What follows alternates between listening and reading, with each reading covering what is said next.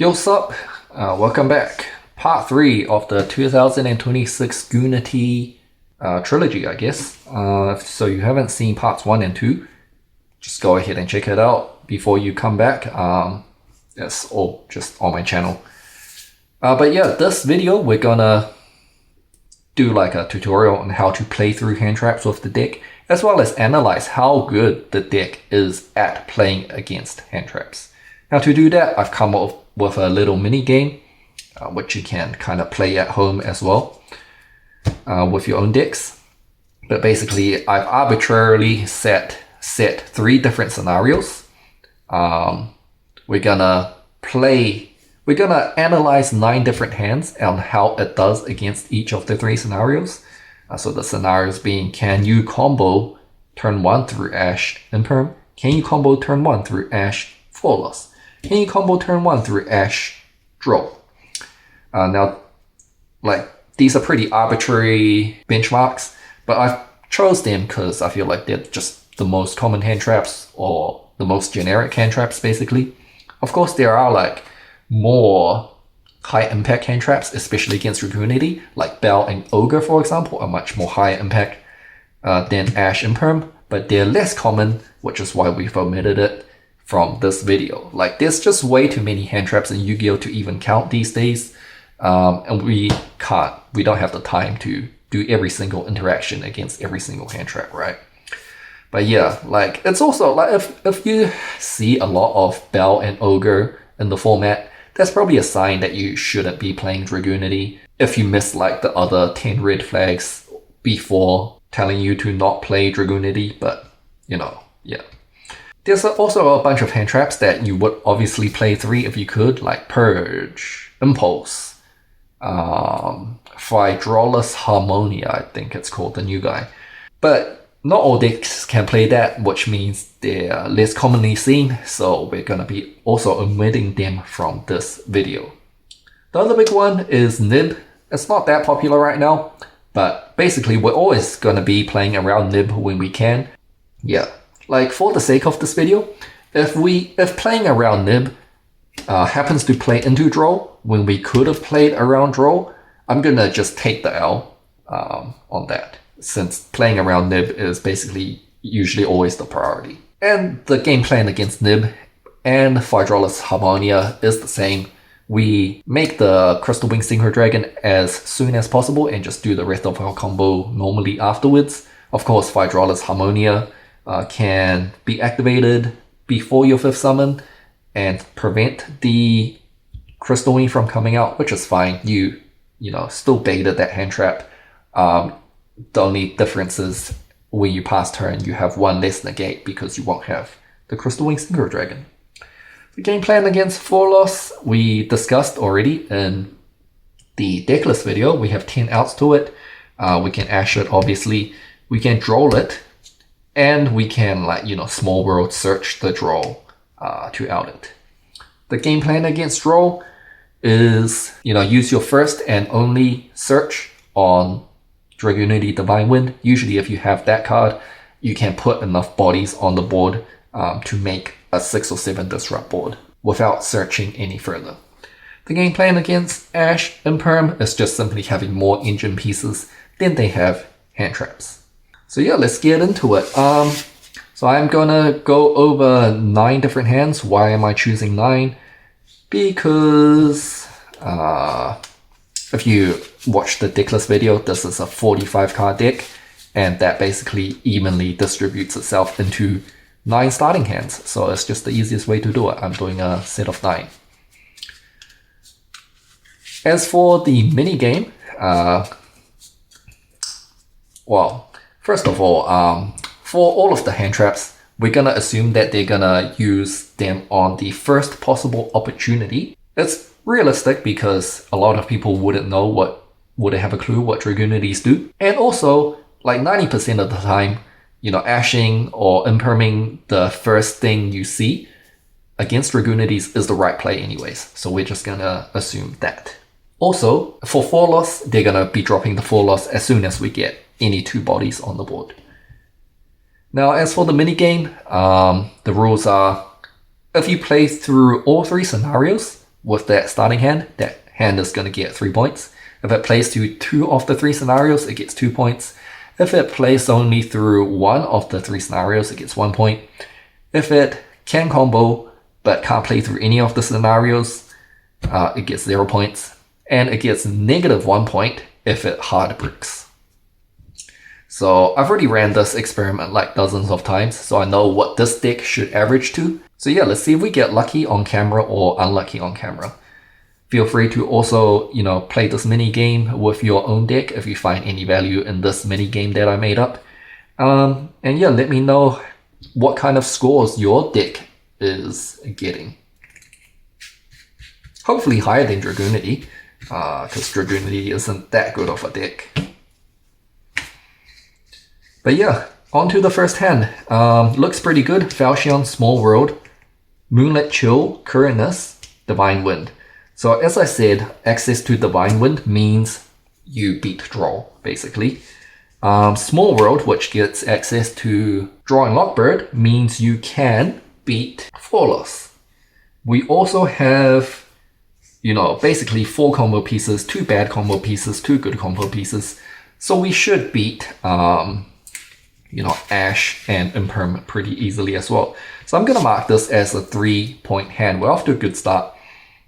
This is probably, I'm just going to put sideways the hand that I feel like is the most interesting to go over at the end physically, to like run it physically through the 3 scenarios. The next hand, Koos, Set Rotation, Ravine, Glow, Ash. Now, Glow is the only unconvincing thing in the deck that they might not Ash. Although we did say they're going to Ash the first thing they see. For Glow, we'll think about it. But yeah, the Set Rotation is a nice out to draw, because it, sets directly from deck, and then you can set the Dragunity Divine Wind. The Ash, of course, outs the Flawless, and we have, it's hard to call these 2 combo pieces. Ravine is like the only good card. We have these 2. We also have Set Rotation. We should play through Ash, not Ash. Yeah, we should play through Ash and Perm pretty fine. We got 2 bad combo pieces, 2 good combo pieces. And we've already established we can beat Ash draw, and then we have this, so we can beat Ash Flawless as well. So another good start where we're 2 for 2. We got 2 3-point hands already, so that's really good. And it looks like it just keeps getting better. We got Small World, Legatus, Remus, Sark, Currentness. Yeah, this looks nuts. Again, we have Small World, so we can out Flawless.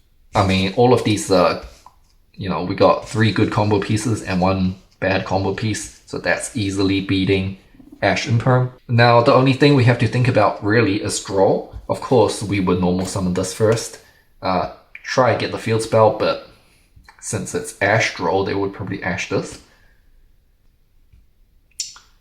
Next up, we would Remus for Ravine, which gets drawed. We got this engraved. This can come back. So we got 2 bodies. We got Ravine. Ravine can't search anymore, but it can still dump. So we can dump the Falchion by discarding this, and then we can special this. So we do have 4 bodies to go into a bare minimum, like the mini board of 4 disrupts.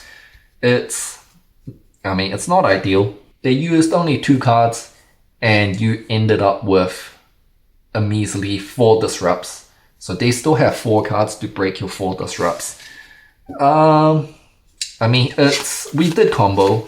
It's up to you if you want to call that a success or not. Yeah, I think we might have to. If the last card was a Handtrap, for example, I think we would call that a 3-point hand. But I think this one we would only call it 1-point hand. A 2-point hand.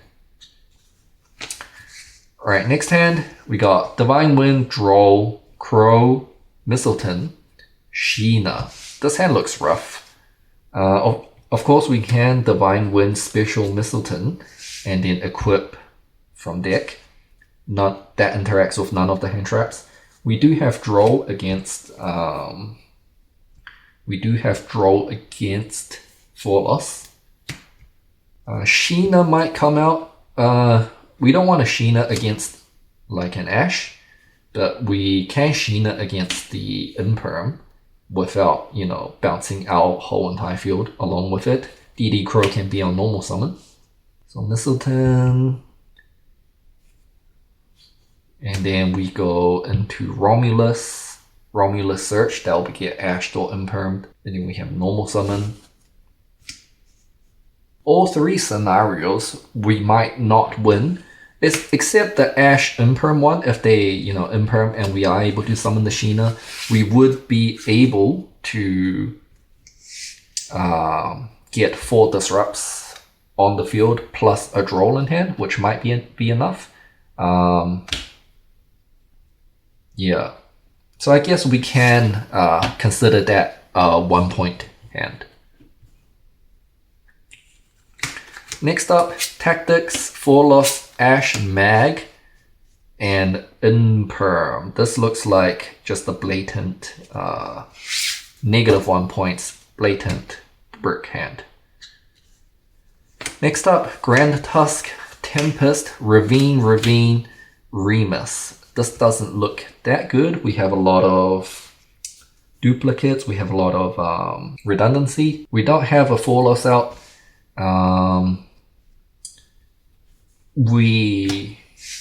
It's looking pretty bad against draw. Let's see if we can put at least 4 bodies on the field against draw. We go effect, it gets ashed. We go effect. Yeah, it's not gonna do well against draw. Let's see against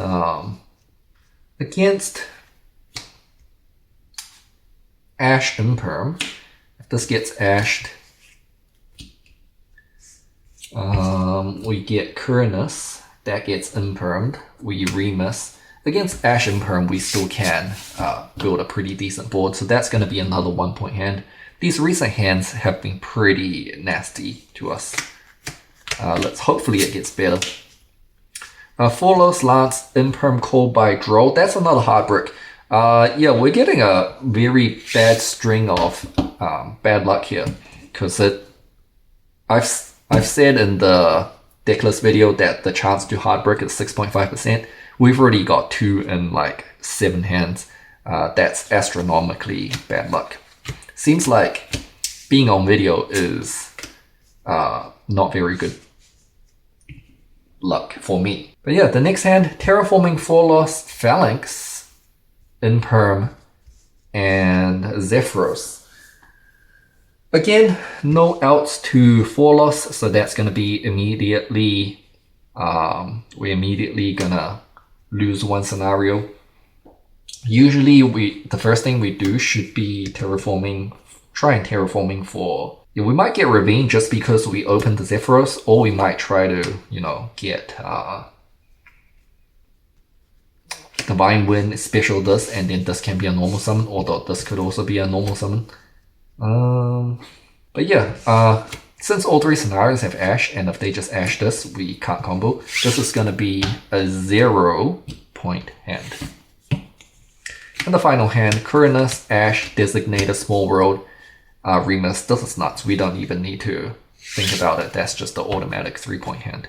So in the end, we got 3, 6, 9, 11, 10, 12, 13, and then -2, so 11 points.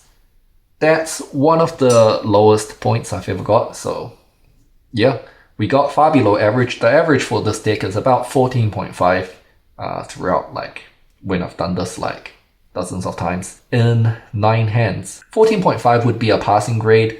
I consider anything above 13.5 a passing grade because 13.5 is 50%. Of course, today on camera, we failed. We only got 11 points. Let me know if you can do better with this deck or your own deck in this little mini game. We did say we would go over the most interesting hand, which turned out to be the first hand. So we'll just run the first hand at how, physically at how it can play through each of the 3 scenarios that we've described. So yeah, this is the hand that we said was most interesting. Small World, Ghost Mourner, Quirinus, Divine Wind, and Falchion. So we're gonna play it simultaneously against all three of these scenarios and see how exactly it is that we're gonna play through all of them. So we're gonna save the Small World.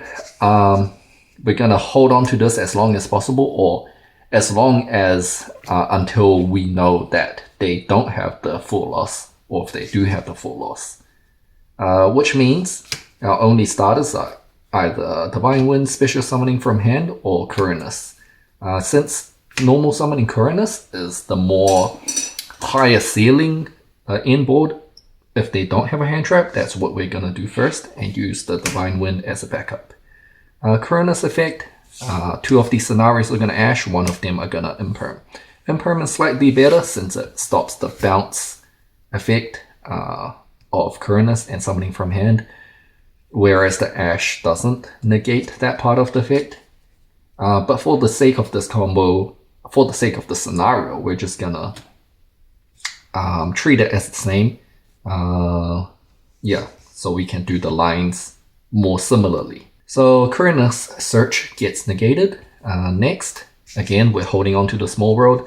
It might be higher ceiling to use the Small World now to get a Remus, so your Divine Wind gets more value with a Ravine in the grave. But to play around the potential for loss, we're keeping it in hand. So we're gonna activate Divine Wind and special the Falchion from hand and equipping from deck the Phalanx. Now, this doesn't interact with any hand traps of our opponent. At this point, we have two on board. This is where they would drop the 4 loss. So we're gonna play the 4 loss scenario out first. So if they drop the 4 loss, we can go ahead and special the Phalanx. That doesn't give them a draw. We Small World, revealing Mourner. Bridge into 4 loss because of wind, and then bridge into draw because of wind.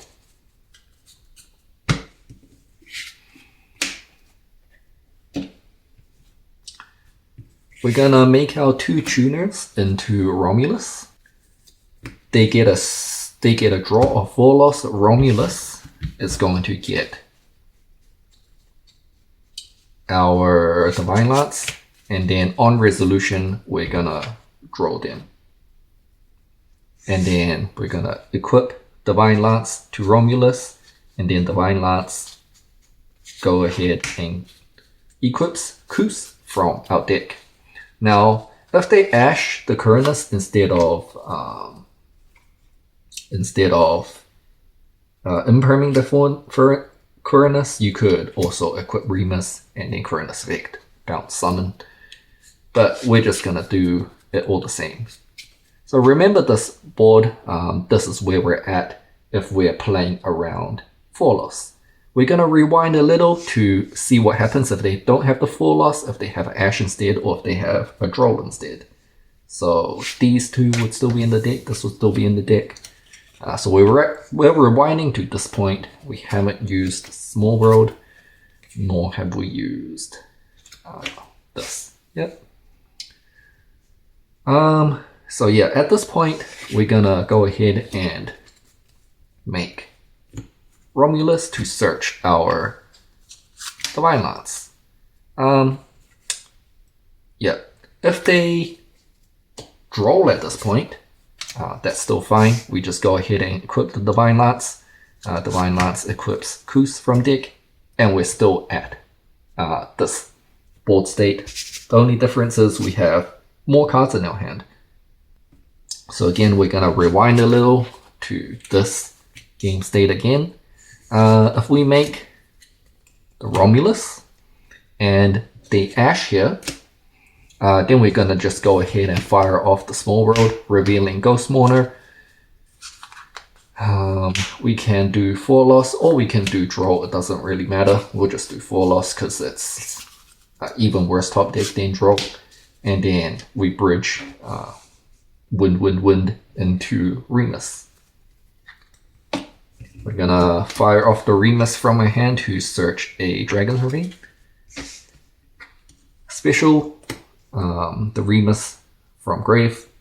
And this is slightly different from the previous board state, but it's essentially the same thing as this, right? This and this, it's basically the same thing.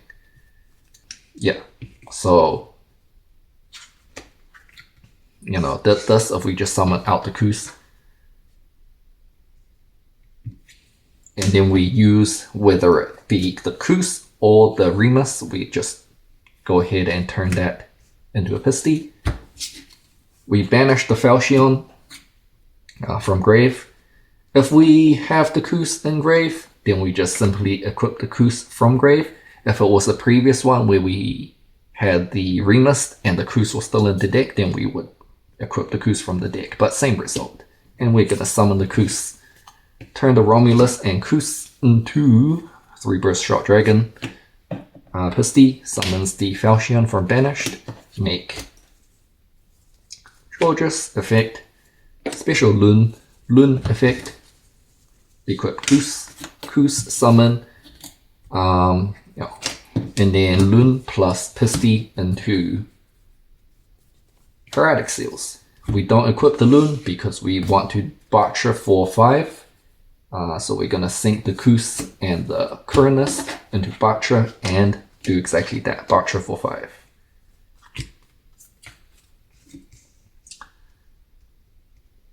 Next up, we're gonna summon the Phalanx and then send the other 4 equips to grave for double Snake Eyes. And then Lun affects the Georgios.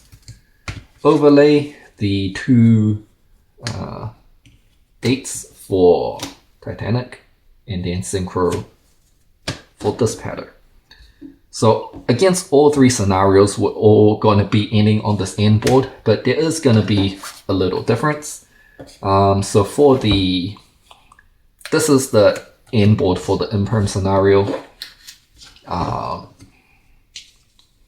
So against Ash Imperm, we have this, we have this, and we have this for a potential 7 disrupts with a Ravine in the hand. Against the Ash and Droll scenario, we would have the Ghost Mourner still in hand, along with the Small Road. But we wouldn't be able to access the Tachyon Transmigration on the draw, so we get rid of that. So that's a maximum of 6 disrupts on board, and we get to keep the Ghost Mourner in hand for a total of 7 disrupts against a 4-card hand in both cases. Now, finally, against the 4 loss, we would have no cards in hand. And do keep in mind, for this 4 loss scenario, they do have 5 cards in their hand to break your board, because they got a replacement 1 draw of 4 loss before we were able to stop that with our own draw and lock bird. But yeah, that is all for the video.